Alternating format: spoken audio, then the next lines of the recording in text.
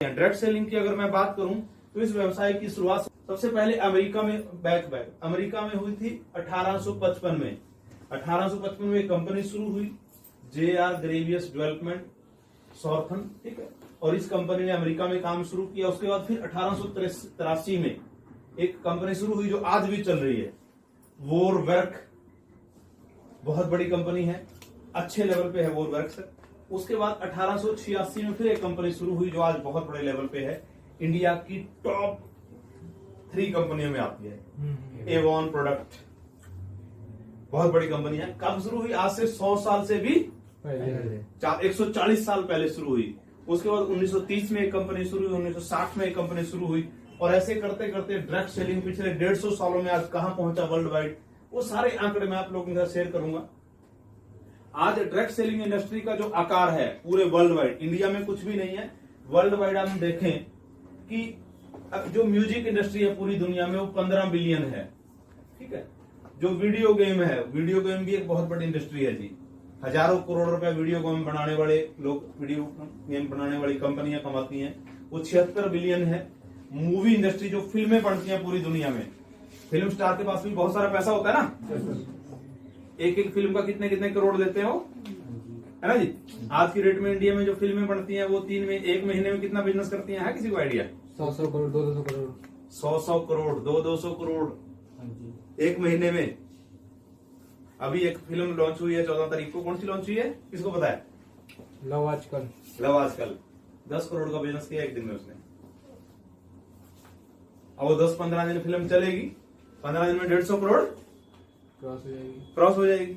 अगर अभी एक फिल्म पीछे 200 करोड़ क्रॉस हुई है, तानाजी की कितने लोगों ने सुना है? उसकी फिल्म अजय देवगन की फिल्म थी सर, 200 करोड़ एक दिन में 25-25 करोड़ बिजनेस किया उसने।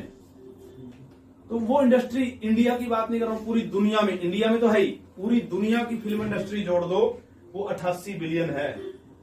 और जो फूड इंडस्ट्री है वो 90 बिलियन है। लेकिन जो नेटवर्क मार्केटिंग है जी 178 बिलियन है, यानी फिल्म इंडस्ट्री से 2 गुना बड़ी इंडस्ट्री है। और इस इंडस्ट्री में भी 100 करोड़ रुपया कमाने वाले लोग हैं, बहुत सारे लोग हैं। वो अलग बात है कि इंडिया में नहीं है। सन 2000 में इंडिया में तकरीबन ये 98 में काम शुरू हुआ था, लेकिन सन 2000, 2001, 2002 से मैं इसको रेगुलर वॉच कर रहा हूं। उस दौरान 2002 की अगर मैं बात करूं, 100 करोड़ रुपए का व्यवसाय इन सारी कंपनियों का नहीं था। ये मेरी आंखों के सामने की बात है, राइट। और 98 में क्या था? सन 1998 में क्या बिजनेस था? 1-2 करोड़ जीरो। 98 में तो आई ना कंपनी, जीरो था direct selling. 100% business traditional market था। डायरेक्ट सेलिंग क्या था 1998 में? जीरो, कोई बिजनेस नहीं था। 2-3 साल में ही 100 करोड़ चला गया मेरे सामने, और उस वक्त भी किसी को विजन नहीं था। अगर हम 2017 के एक आंकड़े, ये एक संस्था है WFDSA, world federation of direct selling association, और ये आंकड़े क्या बोलते हैं? USA, अमेरिका की आबादी जो है लगभग 35 करोड़ है। कितनी है? 35 से 40 करोड़, अब 40 हो गई होगी, 35 काफी टाइम पहले थी। 40 करोड़ है, और हमारी कितनी है? 140 करोड़ है। अब 40 करोड़ की आबादी वाले देश में सबसे बड़ी कंपनियां दुनिया में इसी की हैं। USA में 2,44,000 300 करोड़ का व्यवसाय किया था डायरेक्ट सेलिंग की कंपनी ने। और USA में 40 करोड़ में से 1,86,00,000, 1,86,00,000 लोग डायरेक्ट सेलिंग में इन्वॉल्व हैं। इतने बड़े लेवल पे वहां हर घर में हर व्यक्ति जुड़ा हुआ है। कोई भी व्यक्ति वहां अमेरिका में आपको ऐसा नहीं मिलेगा जो किसी न किसी डायरेक्ट सेलिंग में इन्वॉल्व ना हो। इतना बड़ा लेवल है। 35 करोड़ लोगों में वो साल का 2,44,000 का व्यवसाय कर रहे हैं। आप ये कह सकते हैं कि वहां का 90% बिजनेस कैसे होता है? Direct selling. 90% business direct selling है, 10% है ट्रेडिशनल। हमारे यहाँ क्या है? उल्टा। 10% डायरेक्ट सेलिंग है, 90% ट्रेडिशनल है। ट्रेडिशनल है। और दूसरे नंबर पे है चाइना। चाइना बड़ा देश है इंडिया की तरह, पर वहां पे भी 2,40,000 करोड़ का व्यवसाय किया था 2017 में डायरेक्ट सेलिंग कंपनियों ने। 53,50,000 लोग इन्वॉल्व हैं डायरेक्ट सेलिंग में। बड़ा आकार है, लेकिन अमेरिका की तुलना में छोटा है। छोटा है। उसके बाद अगर कोरिया की बात करें, कोरिया छोटा सा देश है, छोटा सा देश है, इंडिया से बहुत छोटा देश है। 1,20,000 टर्नओवर किया था और 83 लाख लोग इन्वॉल्व हैं डायरेक्ट सेलिंग में। ये इंडिया के टॉप मोस्ट कंट्री हैं। अमेरिका, चाइना, जापान, दक्षिणी कोरिया टॉप मोस्ट कंट्रीज है। 12 कंट्री में लोग इतना बड़े लेवल पे एमएलएम करते हैं और हमारे यहाँ लोगों को पता ही नहीं है। और मलेशिया में 32,000 का व्यवसाय किया था, ताइवान में 27,000 करोड़ का व्यवसाय किया था और थाईलैंड ने व्यवसाय किया है 19,572 करोड़। आप देख रहे हैं कि इंडिया का टॉप 10 में कहीं नाम नहीं है। नाम ही नहीं है। इंडिया ने 2017 में जो डायरेक्ट सेलिंग का व्यवसाय किया था वो 10,591 करोड़ किया था।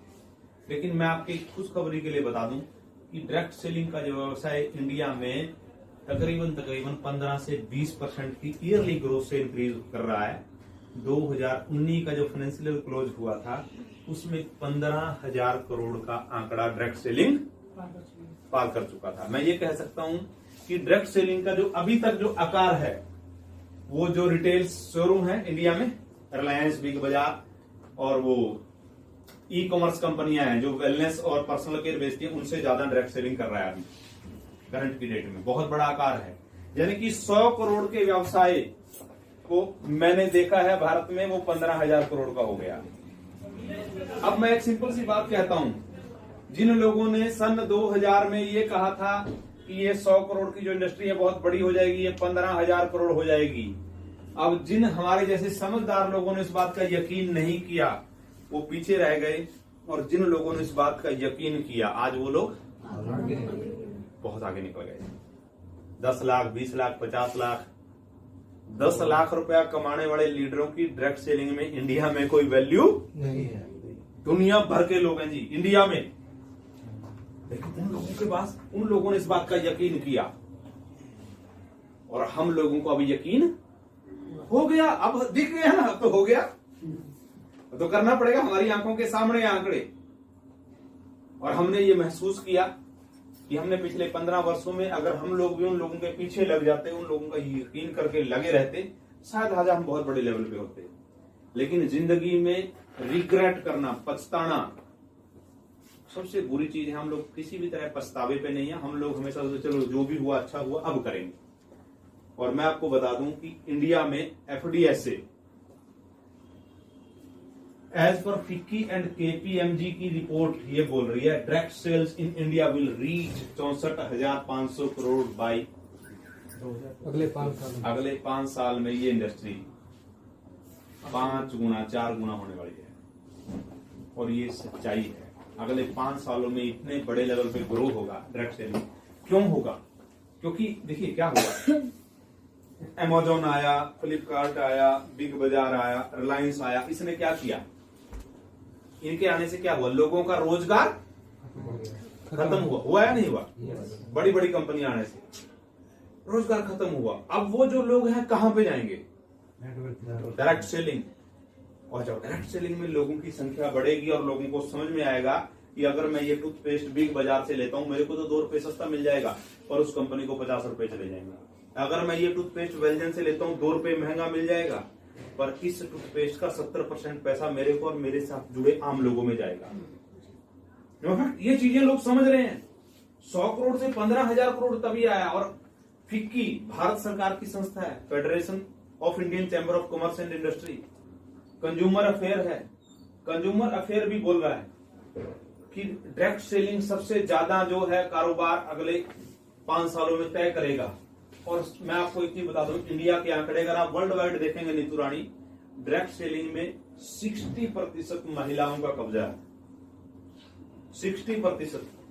इंडिया में भी तकरीबन 52% डायरेक्ट सेलिंग में जो अचीवर है वो महिलाएं हैं, तो और 2025 तक 2 करोड़ लोगों को डायरेक्ट सेलिंग के माध्यम से रोजगार मिलेगा। तो मैं आपको एक फैक्ट बता रहा हूं कि हम लोगों को सीखना है कि कैसे इतनी बड़ी इंडस्ट्री में इतना बड़ा मौका हमारे पास है, इस मौके में कैसे हम अपने आप को परफेक्ट करें, कैसे हम लोग अपने आप को कैपेबल करें कि हम लोग इस दौड़ में शामिल होने के काबिल बन जाएं। हम लोग इतना सीख जाएं कि इस इंडस्ट्री में 100 करोड़ 10 करोड़ की बातें छोड़िए, लाख रुपए महीना तो हमें आने लग जाए, ताकि हमारी जिंदगी बल जाए। तो मैं आपको एक फैक्ट बता रहा हूं, डायरेक्ट सेलिंग का रूप अगले 5 सालों में चेंज होने वाला है।